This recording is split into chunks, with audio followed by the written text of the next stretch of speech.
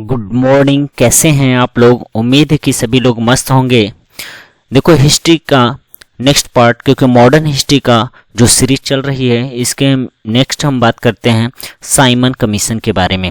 ठीक है, तो साइमन कमीशन कह रहा है कि भारत किस वर्ष आया, क्या 1927 या 1928 या 1929 या 1931? तो B is the right option 1928, क्योंकि वर्ष 1919 के मॉन्टेग्यू चेम्सफोर्ड एक्ट के 10 वर्ष पर इसकी समीक्षा हेतु संवैधानिक आयोग ने यह देखना चाहा कि अधिनियम व्यवहार में कहां तक सफल रहा, उत्तरदायी शासन की दिशा में कहां तक प्रगति करने की स्थिति में है। किंतु ब्रिटेन की कंजर्वेटिव सरकार ने इसकी समीक्षा हेतु 2 वर्ष पूर्व ही नवंबर 1927 में साइमन कमीशन की नियुक्ति कर दी। जॉन साइमन की अध्यक्षता में गठित इस आयोग में कुल 7 सदस्य थे। चूंकि इसमें सभी सदस्य अंग्रेज थे तथा कोई भी भारतीय इसका सदस्य नहीं था, इसलिए भारतीयों ने इसे श्वेत कमीशन कहकर इसका बहिष्कार एवं विरोध किया था। तो साइमन कमीशन 3 फरवरी 1928 को बंबई पहुंचा था। ठीक है, तो बिना टाइम वेस्ट किए हम नेक्स्ट क्वेश्चन की बात करते हैं। भारतीयों ने साइमन कमीशन का बहिष्कार किया था क्योंकि इसे भारत विभाजन हेतु बनाया गया था, या इसमें लेबर पार्टी का कोई प्रतिनिधित्व नहीं था, या इसका कोई सदस्य भारतीय नहीं था, या जनरल डायर इसके अध्यक्ष थे। तो C is the right option, इसका कोई सदस्य भारतीय नहीं था। नेक्स्ट हम बात करें तो कह रहा है कि निम्नलिखित में से साइमन कमीशन का कौन एक सदस्य उत्तरदायी दल का था? तो सर जॉन साइमन, या मेजर एटली, या स्टीफन वॉल्स, या विस्काउट बर्नहम। तो is the right option sir John Simon. ठीक है, तो इसके हेड थे। साइमन कमीशन के आने के विरुद्ध भारतीय जन आंदोलन क्यों हुआ? क्या भारतीय 1919 के अधिनियम की कार्रवाई का पुनरीक्षण कभी नहीं चाहते थे, या साइमन कमीशन ने प्रांतों में द्वैध शासन की समाप्ति की स्तुति की थी, या साइमन कमीशन में कोई भी भारतीय सदस्य नहीं था, या साइमन कमीशन ने देश के विभाजन का सुझाव दिया था? तो C is the right option, Simon Commission में कोई भी भारतीय सदस्य नहीं था। ठीक है, नेक्स्ट हम बात करते हैं किसके सुझाव पर भारतीयों को साइमन कमीशन से बाहर रखा गया? क्या लॉर्ड रेडिंग, या लॉर्ड चेम्सफोर्ड, या सर जॉन साइमन, या लॉर्ड इरविन? तो लॉर्ड इरविन के कहने पर भारतीयों को साइमन कमीशन से बाहर रखा गया था। नेक्स्ट क्वेश्चन, साइमन आयोग नियुक्त किया गया था क्या 1925 में, 1927 में, या 1928 में, या 1930 में? तो B is the right option 1927 में। नेक्स्ट बात करते हैं 1928 में साइमन कमीशन भारत में किस उद्देश्य से आया? प्रशासनिक सुधार पर विचार के लिए, या शिक्षा में सुधार के लिए, कृषि क्षेत्र में सुधार के लिए, या सैनिक क्षमता में मूल्यांकन हेतु? तो यह ध्यान रखना, ए इज द राइट ऑप्शन, प्रशासन सुधार पर विचार के लिए आया था। अब देखो, नीचे 2 कथन दिए गए हैं, कथन और कारण। तो यहां कांग्रेस ने साइमन आयोग का बहिष्कार किया था। कारण, साइमन आयोग में एक भी सदस्य भारतीय नहीं था। यह तो बात 100% सही है। आर की भी बात करूं और ए दोनों सही है, तो ए और आर दोनों सही है। ओके, नेक्स्ट क्वेश्चन देखते हैं। नेक्स्ट क्वेश्चन कर रहा है, निम्नलिखित कथनों में से कौन साइमन कमीशन के संबंध में सही है? उसकी नियुक्ति 1919 एक्ट के क्रियान्वयन की पूछताछ के लिए की गई थी। नेक्स्ट, उसके अध्यक्ष सर जॉन साइमन थे। उसने संघीय प्रकार की सरकार के लिए स्तुति की थी, या भारतीय नेताओं ने उसका विरोध किया था? तो D is the right option. इसमें से सभी बातें क्या हैं? सही हैं, इसलिए D is the right option. Lala Lajpat Rai घायल हुए थे साइमन कमीशन के विरोध में हुए लाठीचार्ज में, या रॉलेट एक्ट के विरोध में हुए लाठीचार्ज में, या भारत छोड़ो आंदोलन के समय हुए लाठीचार्ज में, या गवर्नमेंट ऑफ इंडिया एक्ट के विरोध में लाठीचार्ज में? तो A is the right option, Simon Commission के विरोध में हुए लाठीचार्ज में ही इनको घायल बहुत ज्यादा हो गए थे। नेक्स्ट हम बात करते हैं पंजाब केसरी की उपाधि किसको दी गई थी? क्या भगत सिंह को, या रणजीत सिंह को, लाला लाजपत राय को, या लाला हरदयाल को? तो C is the right option, Lala Hardayal, sorry Lala Lajpat Rai को। ठीक है, अब देखो नेक्स्ट है, साइमन कमीशन की सिफारिश के संदर्भ में निम्नलिखित में से कौन सा कथन सही है? इसमें प्रांतों में द्वैध शासन के उत्तरदायी सरकार द्वारा प्रस्तापित करने की स्तुति, तो यह बात सही है। अब नेक्स्ट क्वेश्चन की बात करते हैं, कथन और कारण। 1928 में लाहौर में लाला लाजपत राय के नेतृत्व में साइमन कमीशन का विरोध आयोजित किया गया था। कारण, साइमन कमीशन में एक भी भारतीय सदस्य शामिल नहीं था। तो यह आपका यह भी बात सही और यह भी बात सही है, तो इसमें एक भी सदस्य इसमें शामिल नहीं थे। इज द राइट ऑप्शन होगा। भारतीय स्वतंत्रता आंदोलन के काल के संदर्भ में नेहरू रिपोर्ट में निम्नलिखित में किसकी अनुशंसा की गई थी? भारत के लिए पूर्ण स्वतंत्रता की, अल्पसंख्यकों हेतु आरक्षित स्थानों के लिए संयुक्त निर्वाचन क्षेत्र की, या संविधान में भारतीयों के लिए मौलिक अधिकारों का प्रावधान किया गया था? तो ध्यान रखना, ए तो रॉन्ग हो गया, 2 और 3 इज द राइट ऑप्शन होगा। नेहरू रिपोर्ट तैयार की थी एम.एल. नेहरू ने, या जे नेहरू ने, आर.के. नेहरू ने, बी.एल. नेहरू ने? तो ध्यान रखना, एम.ए. मोतीलाल नेहरू ने इसको बनाया था, एम.एल. नेहरू। नेक्स्ट हम क्वेश्चन की बात करते हैं, निम्न में कौन वर्ष 1928 में इंडिपेंडेंस फॉर इंडिया लीग के गठन के संबंध में थे? जवाहरलाल, सुभाष चंद्र बोस, आचार्य नरेंद्र देव, या जयप्रकाश नारायण? तो C is the right option, 1 और 2 जवाहरलाल नेहरू, सुभाष चंद्र बोस थे। निम्नलिखित में से किसने सर्वप्रथम भारत के लिए औपनिवेशिक स्वराज्य की मांग की थी?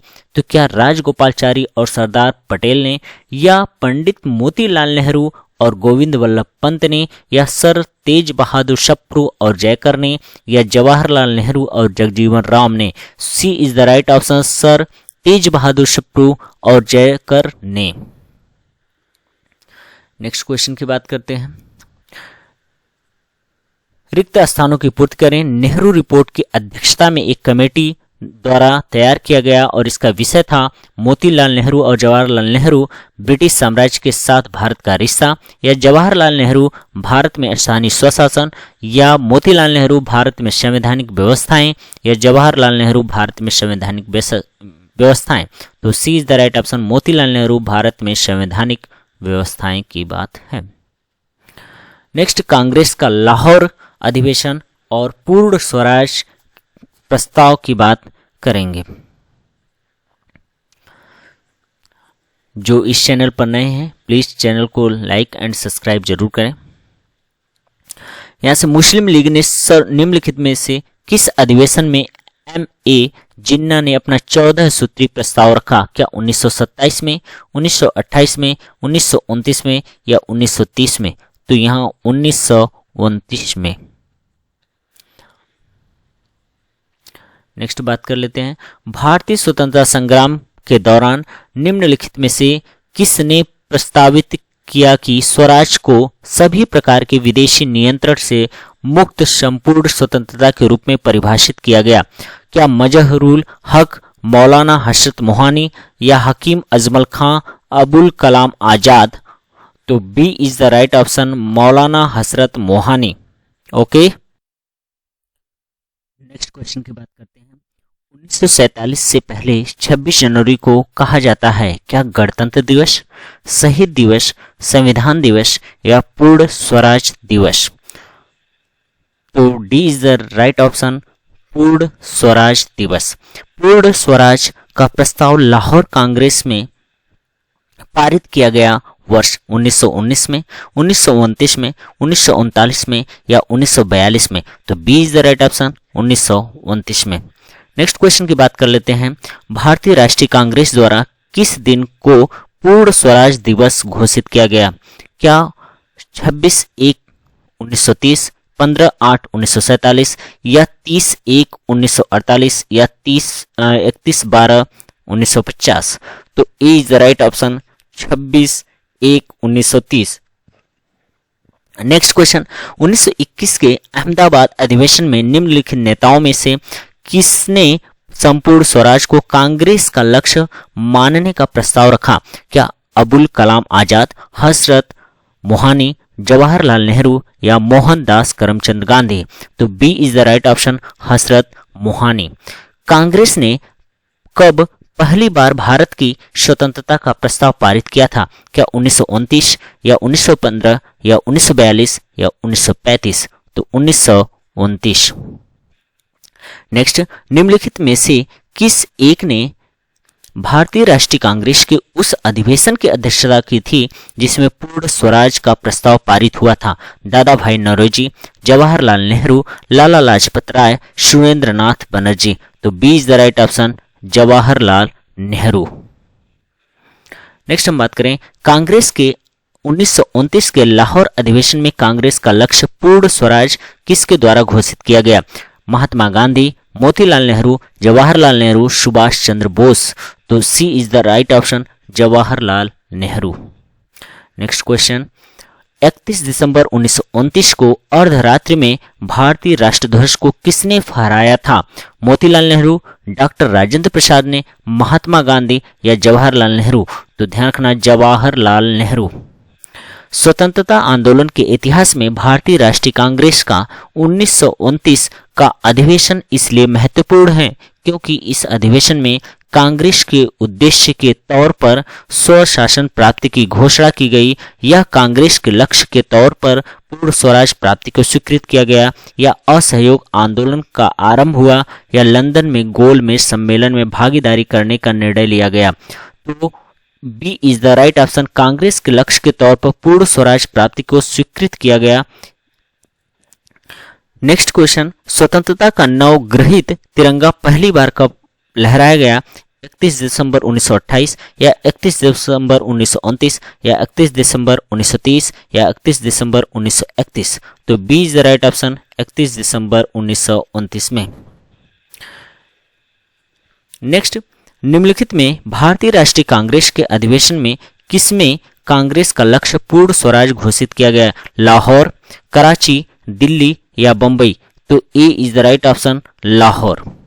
भारतीय राष्ट्रीय कांग्रेस के निम्नलिखित अधिवेशनों में से किस एक की अध्यक्षता जवाहरलाल नेहरू ने सर्वप्रथम की थी? लाहौर अधिवेशन 1929, कलकत्ता अधिवेशन 1928 या लखनऊ अधिवेशन 1936 या रामगढ़ अधिवेशन 1940? तो A is the right option, Lahore अधिवेशन 1929 में। नेक्स्ट, कांग्रेस ने पूर्ण स्वराज की घोषणा सबसे पहले कहां की थी? क्या लाहौर में, अमृतसर में, लखनऊ में या त्रिपुरा में? A is the right option, Lahore में। नेक्स्ट, भारतीय राष्ट्रीय कांग्रेस का लाहौर अधिवेशन 1929 का इतिहास में इसलिए बहुत प्रसिद्ध है क्योंकि कांग्रेस ने पूर्ण स्वराज की मांग का एक संकल्प पारित किया। इस अधिवेशन में उग्रवादियों एवं उदारवादियों के बीच झगड़े को सुलझा लिया गया। या नेक्स्ट, इस अधिवेशन में दो राष्ट्रों की मांग के सिद्धांत को अस्वीकार करते हुए संकल्प पारित किया गया। तो A is the right option, केवल वन ही सही है क्योंकि कांग्रेस ने पूर्ण स्वराज की मांग का एक संकल्प पारित किया। नेक्स्ट क्वेश्चन, भारतीय राष्ट्रीय कांग्रेस के लाहौर अधिवेशन 1929 के अध्यक्ष थे? अबुल कलाम आजाद, जवाहरलाल नेहरू या राजेंद्र प्रसाद या सुभाष चंद्र बोस? तो जवाहरलाल नेहरू। नेक्स्ट क्वेश्चन की बात कर लें, निम्नलिखित में से कौन सा 1929 में कांग्रेस के लाहौर अधिवेशन में पारित संकल्प में शामिल नहीं था? क्या भारत की विदेश नीति की घोषणा, या पूर्ण स्वराज की लक्ष्य की घोषणा, या सविनय अवज्ञा आंदोलन प्रारंभ करने की तैयारी, या अस्पृश्यता उन्मूलन? तो अस्पृश्यता उन्मूलन। नेक्स्ट क्वेश्चन, पूर्ण स्वराज संकल्प को भारतीय राष्ट्रीय कांग्रेस के लाहौर अधिवेशन में किसने प्रस्तुत किया? क्या बीजी तिलक ने, या जे.एल. नेहरू ने, एम.के. गांधी या सरदार पटेल? तो यहां से B is the right option हो जाएगा। ओके, यहां तक क्लियर हो गया? यहां तक कोई भी डाउट? अब हम नेक्स्ट बात करते हैं सविनय अवज्ञा आंदोलन के कुछ महत्वपूर्ण क्वेश्चन की। किस कांग्रेस सत्र में कार्यकारी कमेटी को सविनय अवज्ञा आंदोलन प्रारंभ करने का अधिकार दिया गया? क्या बंबई सत्र को, लाहौर सत्र को, या लखनऊ सत्र को, त्रिपुरी सत्र को? तो B is the right option, Lahore सत्र को। गांधी जी ने दांडी यात्रा प्रारंभ की थी चंपारण से या साबरमती से, बारदोली से, दांडी से? तो साबरमती से। नेक्स्ट क्वेश्चन, 1930 में महात्मा गांधी ने सविनय अवज्ञा आंदोलन कहां से प्रारंभ किया था? वर्धा, दांडी, सेवाग्राम, साबरमती, या उपयुक्त में से कोई नहीं? तो B is the right option, Dandi. तो यहां से देख लो, बिहार लोक सेवा आयोग ने दांडी माना था, जबकि ऊपर के क्वेश्चन में आपने देखा कि साबरमती था। तो इस बात को ध्यान रखना। दांडी यात्रा के साथ निम्नलिखित में से क्या प्रारंभ हुआ? होम रूल आंदोलन, असहयोग आंदोलन, सविनय अवज्ञा आंदोलन, या भारत छोड़ो आंदोलन? सी इज द राइट ऑप्शन, सविनय अवज्ञा आंदोलन। निम्नलिखित प्रांतों में किस प्रांत के सत्याग्रहियों की संख्या महात्मा गांधी ने दांडी कूच में सर्वाधिक की थी? बिहार, गुजरात, महाराष्ट्र, या बंगाल? तो B is the right option, Gujarat. Dandi यात्रा की गई 1932, 1931, 1929 या 1930? तो यहां से D is the right option, 1930। सविनय अवज्ञा आंदोलन के रूप में गांधी जी ने दांडी मार्च प्रारंभ किया 31 दिसंबर 1929 या 26 जनवरी 1930 या 12 मार्च 1930 या 6 अप्रैल 1930 को? तो C is the right option, 12 मार्च 1930 को। नेक्स्ट, निम्नलिखित में से किसने गांधी जी के नमक आंदोलन में भाग लिया? सरोजिनी नायडू, राजकुमारी अमृत कौर, कमला देवी चट्टोपाध्याय, उपयुक्त में से सभी? तो D is the right option, उपयुक्त में से सभी ने भाग लिया था। दांडी मार्च शुरू किया गया था नमक कानून के समर्थन हेतु, नमक कानून तोड़ने हेतु, या रॉलेट एक्ट के समर्थन हेतु, या रॉलेट एक्ट के विरोध में? तो B is the right option, नमक कानून तोड़ने के लिए ही यह हुआ था। नेक्स्ट क्वेश्चन, ऐतिहासिक दांडी मार्च का संबंध था निर्वाचन के बहिष्कार से, नमक कानून को तोड़ने से, या हिंदू मुस्लिम एकता से, या छुआछूत को दूर करने से? तो B is the right option, नमक कानून को तोड़ने से। निम्नलिखित में से किस आंदोलन में महिलाओं की भागीदारी सर्वाधिक मानी गई? असहयोग आंदोलन, या नमक सत्याग्रही, बारदोली कूच, या भारत छोड़ो आंदोलन? B is the right option, नमक सत्याग्रह।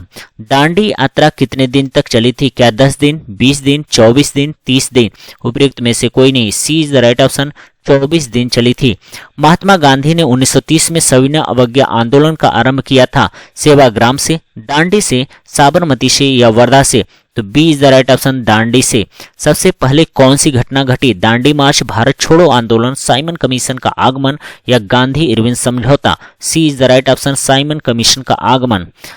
नेक्स्ट, सविनय अवज्ञा आंदोलन शुरू हुआ होम रूल की घोषणा के बाद, बंगाल के विभाजन के बाद, दांडी मार्च के बाद, या कांग्रेस द्वारा पूर्ण स्वराज की घोषणा के बाद? C is the right option, Dandi march के बाद।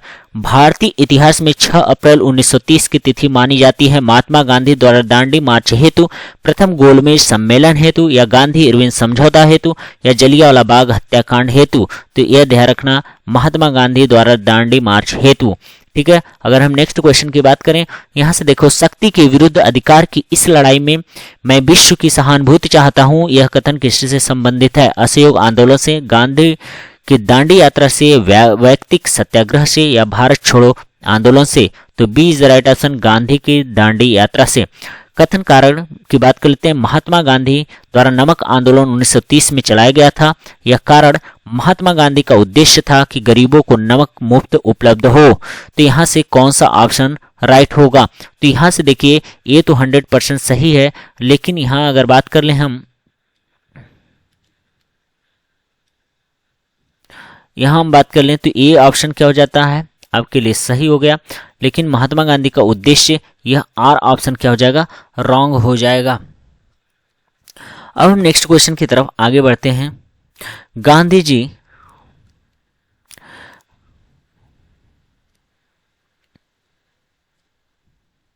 गांधी जी के दांडी मार्च के संदर्भ में निम्नलिखित में कौन सा कथन असत्य है? यह साबरमती आश्रम से दांडी ग्राम तक का मार्च था, या नमक कर का विरोध करना इसका विशेष प्रायोजन था, या समुद्र के किनारे पहुंचकर गांधी को जी ने नमक बनाया था, या यह पूरी तरह से पैदल मार्च था? सी इज द राइट ऑप्शन, समुद्र के किनारे पहुंचकर गांधी जी ने नमक को बनाया था।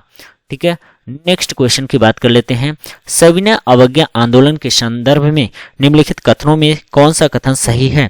महात्मा गांधी को नमक कानून तोड़ने के विरोध में सजा नहीं दी गई थी, या मदन मोहन मालवीय, देवदास गांधी और के एम मुंशी को नमक कानून तोड़ने पर सजा दी गई थी? तो यहां से B is the right option, केवल सेकंड कथन ही ट्रू है। ओके, निम्नलिखित में से कौन सा कथन महात्मा गांधी की दांडी यात्रा के विषय में असत्य है? यह पूर्णतः एक पैदल यात्रा थी। यह साबरमती आश्रम से आरंभ होकर इसका समापन दांडी में हुआ था। यह साबरमती आश्रम से शुरू समूची यात्रा 24 दिनों तक पूरी हुई, या इसकी शुरुआत 15 मार्च 1930 से चली। तो यही ऑप्शन इसके लिए असत्य है, बाकी सब सही है। नेक्स्ट हम बात करते हैं, गांधी जी ने जिस विदेशी पत्रकार को दांडी मार्च के समय अपने साबरमती आश्रम में ठहराया था वह रिचर्ड ग्रेग था, या वेब मिलर था, किरबाई पेश था, या लुई फिशर था? तो B is the right option, Webb Miller था। नमक सत्याग्रह के समय गांधी जी के गिरफ्तार हो जाने के आंदोलन के नेता के रूप में उनका स्थान किसने लिया? अब्बास तैयब जी, अबुल कलाम आजाद, जवाहरलाल नेहरू, या वल्लभ भाई पटेल? तो A is the right option, Abbas Tyab ji. उस विदेशी पत्रकार का नाम बताइए जिसने धर्षणा साल्ट वर्क्स पर सत्याग्रह के बारे में समाचार दिए? फ्रांसीसी Louis, Mark Tully, Webb Miller, Philip Sprat? C is the right option, Webb Miller. Mahatma Gandhi Dharsana नामक गोदाम पर कांग्रेस कार्यकर्ताओं के धावे के समय कहाँ थे? यरवदा जेल, साबरमती जेल, या आगा खां पैलेस पूना में, अहमदाबाद फोर्ट जेल में? ठीक है, अहमदनगर फोर्ट जेल में। तो A is the right option, Yerwada jail में। निम्नलिखित में से कौन सा दांडी मार्च महात्मा गांधी के साथ था? एच.एन. बेलफोर्ड, वेब मिलर, या जी स्लोकॉम, या जेम्स पैटरसन? तो B is the right option, Webb Miller. इनमें से किसने अप्रैल 1930 में नमक कानून तोड़ने के लिए तंजौर तट पर एक अभियान संगठित किया था? वी.ओ. चिदम्बरम पिल्लै, सी राजगोपाचारी, के कामराज, और एनी बेसेंट? तो B is the right option, C Gopalachari. Acharya Vinoba Bhave किस आंदोलन में भाग लेने के लिए प्रथम बार गिरफ्तार हुए? बारदोली आंदोलन, चंपारण सत्याग्रह, सविनय अवज्ञा आंदोलन, या असहयोग आंदोलन? तो C is the right option, सविनय अवज्ञा आंदोलन।